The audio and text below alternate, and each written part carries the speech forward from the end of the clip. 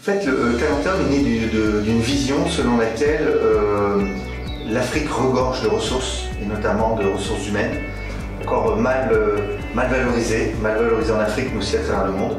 Donc pour nous, l'idée a été de faire le mapping de ces compétences et de les mettre à disposition de clients partenaires installés partout dans le monde, notamment en Europe. L'Afrique, c'est le seul continent qui n'a pas été encore exploité d'un point de vue main-d'œuvre. Et je me suis dit, on a vraiment quelque chose à jouer. C'est là qu'on a commencé à travailler et à mettre en place le concept. Et on est en train de réussir un proof of concept à Maurice avec bientôt plus de 70 personnes. C'est vraiment quelque chose en train de se passer. Ça n'a pas été facile dès qu'on a dépassé 25 personnes. On est au premier départ, il a fallu se réorganiser et finalement on s'est dit qu'il fallait mettre en place une méthode industrielle pour pouvoir grandir. C'était la partie de mon associé John qui a mis en place les process pour réussir. Nicolas a fondé une plateforme web spécialisée dans le référencement des sociétés offshore dans une multitude de domaines, que ce soit les centres de contact, les technologies, le BPO.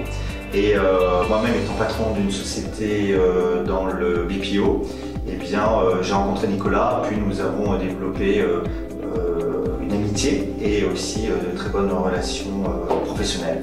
Et depuis, on ne s'est plus quitté. Talenteum, c'est une communauté, c'est un centre de formation et c'est une solution d'offre d'emploi. Au début, je voulais venir, je voulais créer une société e-commerce, je voulais rencontrer pas mal d'entrepreneurs à Maurice. Et les 6 premiers mois, je voyais que je n'y arrivais pas.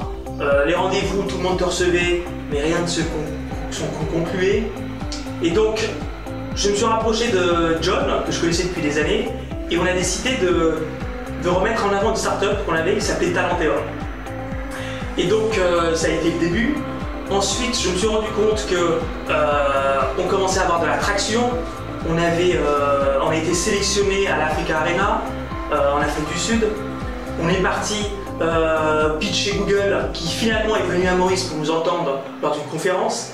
Et je commençais que la tension commençait à monter, que les gens commençaient à s'intéresser à notre concept de mise à disposition d'équipes, de membres autour d'une communauté.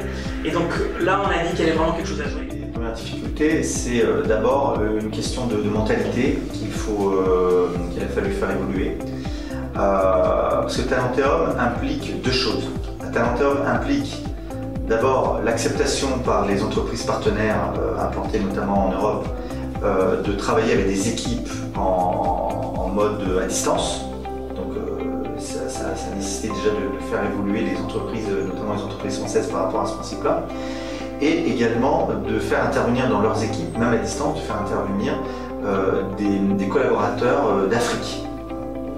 Donc il a fallu qu'on évangélise en quelque sorte ces 2 étapes, mais finalement ça s'est fait finalement très bien. D'abord parce que le travail à distance et le travail indépendant est très en vogue aux États-Unis et en Europe de plus en plus. Voilà. Et aussi parce que les collaborateurs africains montrent une très grande flexibilité et aussi une très grande appétence à l'apprentissage.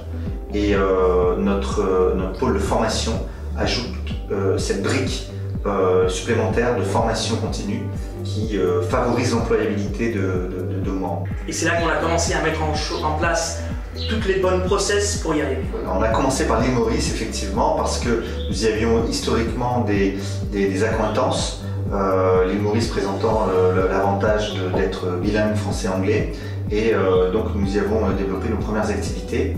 Et depuis l'île Maurice, nous avons essaimé dans d'autres pays africains, donc Madagascar, l'île voisine, et ensuite dans d'autres pays tels que la Côte d'Ivoire, le Rwanda et les pays francophones, et maintenant de plus en plus les pays anglophones également. On va dire toute start-up, il faut être ambitieux. Je dirais que dans 10 ans, j'espère être le plus gros employeur d'Afrique. Je sais qu'on a beaucoup de chemin à faire, on y travaille tous les jours et je pense qu'on peut y arriver grâce aux technologies et à la plateforme qu'on va monter. Alors d'abord en termes de formation, moi je suis issu d'une double formation, juridique et commerciale, donc juridique en droit des affaires et commercial à HEC, donc dans la région parisienne. Et j'ai commencé ma carrière dans le domaine des technologies au sein d'un grand groupe leader sur son marché qui était Altran Technologies. Et ensuite j'ai créé une première société dans le domaine des technologies également, mais dans la technologie très à la mode à l'époque qui était le WAP, donc technologie d'Internet mobile. Et depuis je suis resté comme ça dans le domaine du service. Et donc en France, mais également à l'international et notamment à l'île Maurice. Le nombre de membres de la communauté ne cesse d'augmenter, issus de différents pays d'Afrique. Et pour encadrer notre croissance, nous nous entourons de compétences spécialisées dans le domaine des technologies, dans le domaine du marketing, notamment du marketing digital, dans le domaine de la finance. Pour devenir le plus grand employeur d'Afrique, on va commencer par devenir l'employeur préféré en Afrique.